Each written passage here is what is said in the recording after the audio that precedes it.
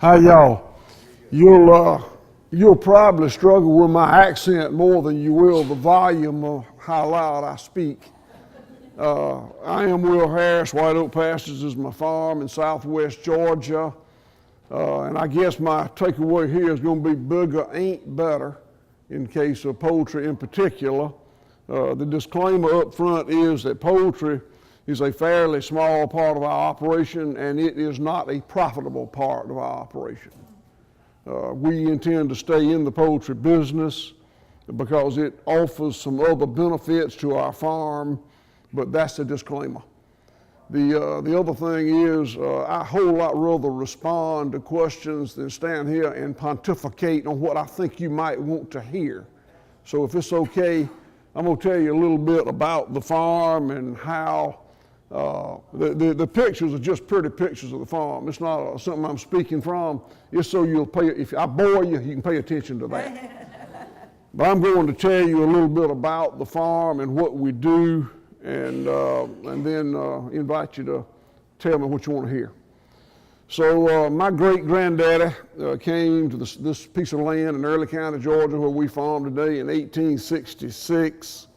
Don't know if y'all heard about it. There was an altercation between the North and the South in 1861 through 1865. Missouri couldn't make up their mind which way they wanted to go.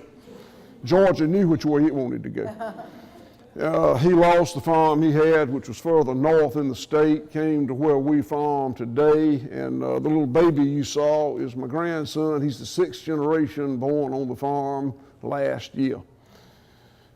For many years, my father, and then later I, operated the farm as a monoculture of only cattle. It was a reasonably good-sized cow-calf operation.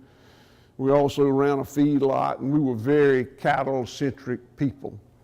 The business was reasonably profitable. You know, we didn't have condominiums at the beach, but it was a profitable cattle operation. About 1995, I started moving from what we were doing then to what we're doing today, and the poultry is part of that. So that's what I'm going to talk about, and then we'll get more specific into chickens, turkeys, geese. So about 1995, I ceased to use hormone implants, subtherapeutic antibiotics, and I closed my feedlot where we fed grain to cattle. I did that for a number of different personal reasons. I raised cattle like that for a while, then decided that I wanted to give up chemical fertilizers, pesticides, and GMOs and tillage, and I gave that up. And that was pretty painful economically. And I found I was putting more value into my beef than I was extracting back out of it. So I started marketing it directly as grass-fed beef. And then ultimately built processing plants for it.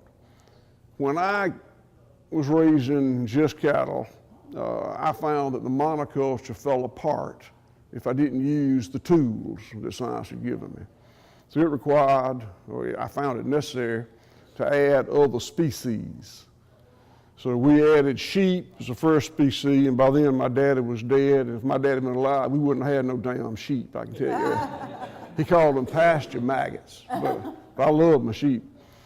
We later added poultry, pigs. Today we pasture raise cows, hogs, sheep, goats, and rabbits. And we're hand butcher them at a USDA facility on the farm. We pasture raise chickens, turkeys, geese, guineas, and ducks. And we hand butcher them at a separate USDA inspected facility on the farm. Side by side, different footprints and different USDA establishment numbers. We raise pastured eggs and organic vegetables and have a bunch of little bitty ancillary businesses like rendering tallow to candles and soap and making leather products and dog chews and such as that. One of the reasons I want to be in the poultry business, pastured poultry business, despite the fact that it is not profitable currently, is that it has a great benefit to my land.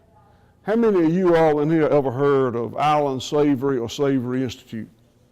Well, that's pretty good. I'm glad to hear it. I usually have to scold the audience on that.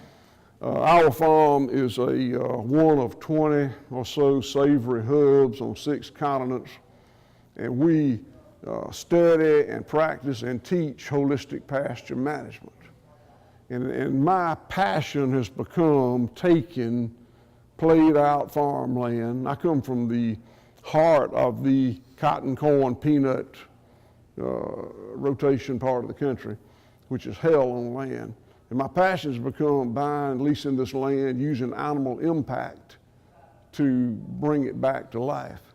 And the poultry is an essential part of that. It's one of my 2 primary nitrogen sources. Is buying feed, importing it onto the land.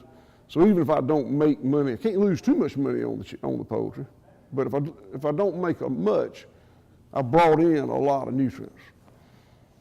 The other reason that poultry is important to me, even though it's not profitable today, is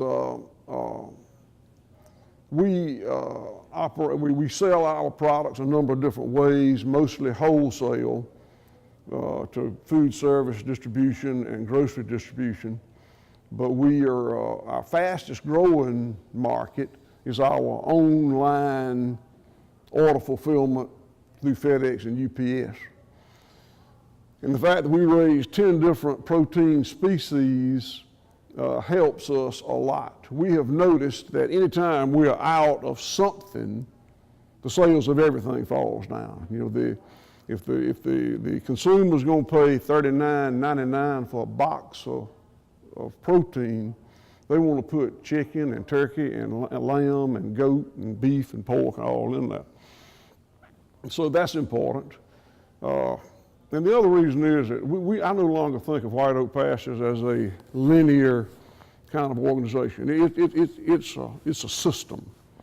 And the poultry fits in that system, the chickens, even though they're not native to Georgia. Every ecosystem has its upland game species. Quail, bobwhite quail is what we have, grouse, pheasant. There's just a place for them in the system. So we're focused on staying there.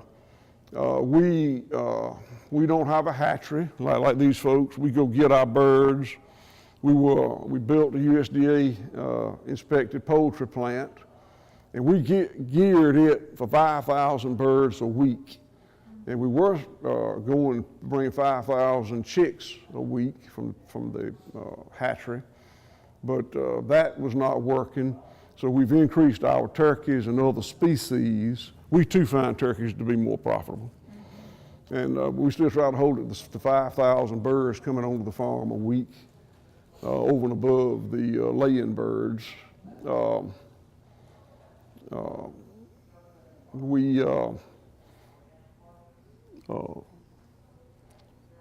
kind of lost my train of thought there.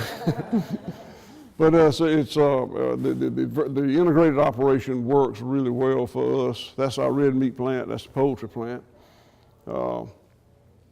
We do buy feed. We would love to have a feed mill. Intend to build a feed mill one day. Hadn't done that. I think the primary reason we're losing money on our poultry is predation by bald eagles. We've got about 15 guardian dogs, and I wish everything I had worked as good as those guardian dogs. I mean, they are great. We have, I'm gonna say, almost zero predation from sharp-toothed predators. We got coyotes, feral dogs, bobcats, coons, possums, skunks, wolf rats, ... Everything eats chicken.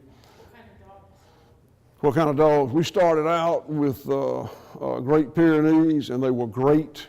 I bought a herd of goats, and it had some Akbash, and I took the dogs. Everything I got's intact. Then I bought another flock of sheep and had Anatolian shepherds. And they're all out there together, and I have no idea who bred who, but they're all great. And we run a meat plant, so we got plenty of feed. They are completely loose. We got about 3,000 acres of land. It's contiguous, so they go anywhere they want to go. I got dogs at the house too. My dogs learn to stay out of the damn way. We dump the meat scraps where we want the dogs to be, and they are wonderful. Except on eagles. Now my dogs believe that eagles are birds too, and they'll walk right by an eagle eating a chicken and not even turn their head. So the biggest part of our loss, I think, is predation by eagles. We have there's a program through USDA called LIP, Livestock Indemnity Program. For some reason, they don't want to pay us. We're actually litigating against USDA right now. Don't want to talk about that too much, but I feel very good about our prospects on that. And they will indemnify us up to $125,000 per year. So that would take the sting out of it.